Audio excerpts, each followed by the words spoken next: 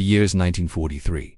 World War II rages in Europe and the Pacific, and in Philadelphia something truly amazing just might be about to happen. Atop the supercarrier, USS Eldridge, a brilliant scientist, brilliant but also mad, perhaps, stands before his creation. With a flick of a switch, he makes time itself disappear. At least that's one version of events. Let's dive into the wild story behind the Philadelphia experiment, one of the coolest legends in the UFO world. There are many versions of the Philadelphia experiment, but they all start the same way. On October 26, 1943, the U.S. Navy conducted top-secret experiments with the Philadelphia experiment aboard the USS Eldridge. This much is true. What isn't true is that the experiment involved time travel, teleportation, or any sort of bizarre physics. In reality, the Philadelphia experiment was an attempt to make the Eldridge invisible to radar. But how does a radar invisibility project turn into a story about a ship traveling through time?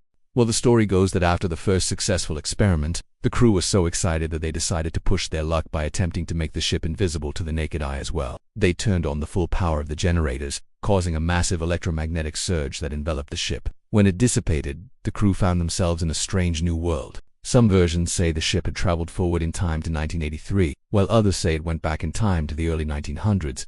There's just one small problem with this story. None of it happened. There was never any massive electromagnetic surge. In fact, the second experiment never even took place. After the first experiment was deemed a success, the Navy quietly ended the project and quietly covered up the truth about the experiments to prevent the Soviets from getting their hands on the technology. But not before some weird stuff started happening around the ship. That part's true. While the invisibility experiments were being conducted, crew members did report seeing strange lights and hearing unusual noises.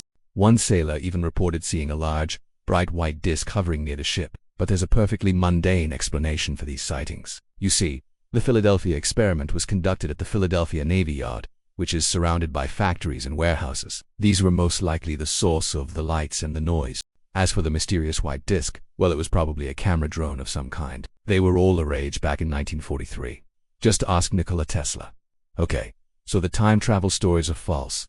But what about the invisibility part? Did the Philadelphia experiment really work? Well, that's still a bit of an open question.